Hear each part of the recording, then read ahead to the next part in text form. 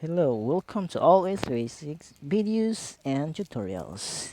And today's I'll show you how to replace an LCD of Vivo Y11. And first, remove the back cover of the unit using a opening tool. I'm using this one, a guitar pick, a steel pick. Ipasok lang na nimo sa kilid, ibagno sa kilid. Dayon, tangtangon ang SIM tray kay maungot na siya. And then matangtang, lugit-lugita lang, hinay-hinayin mo ang paglugit.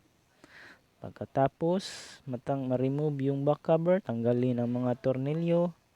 After removing the screws, mari-remove nyo na ang plate, bali yung cover ng sa board. Tapos, i-disconnect yung battery. After disconnecting the battery, let's remove the battery because behind the battery is the LCD flex. Kasi papalitan natin ng LCD ang unit na ito.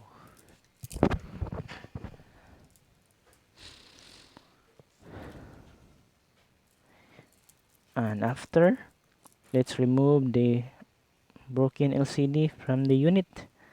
And after ma-remove, linisan natin ang edges, yung kinakabitan ng LCD para pag pinatong natin yung LCD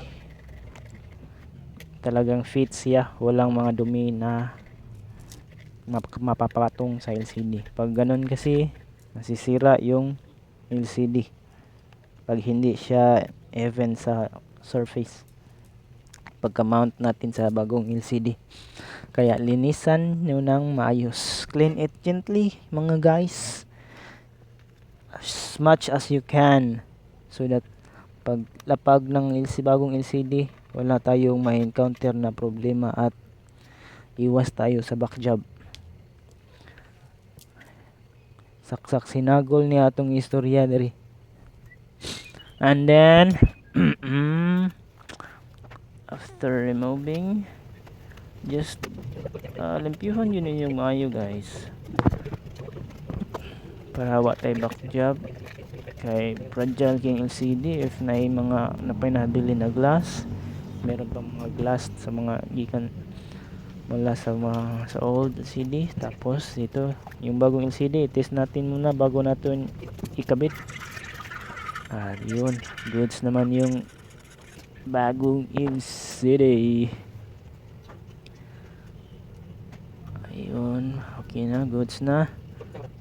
Then since tapos na natin linisan yung sa surface mount ng LCD, para sa mounting lagyan na natin ng glue. Ito ang ginamit natin guys, ST7000 color black ang glue. And then ba't may kamay dun? Sino yun kumuha ng LCD? Si Ripa Pips. Yun yung bagong LCD. Paglagay ng glue guys, huwag masyadong marami, yung saktong-sakto lang kasi pag sobrang dami, papasok yan sa LCD, ng bagong LCD, kaya masisira agad. So, pagkalapag, ayun,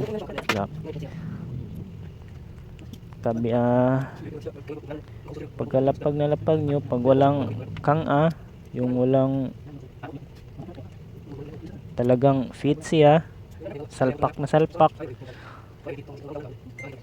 lagay nating jig na to, yung LCD fixture. Pwede rin kayo gumamit ng lastiko or tape, yung scotch tape or packaging tape or kahit anong tape para hindi lang gumalaw, para steady lang.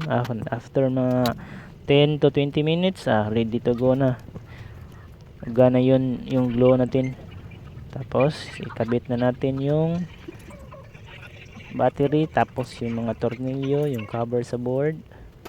kabit sa cord. Ang last is the fingerprint in the housing, back housing. At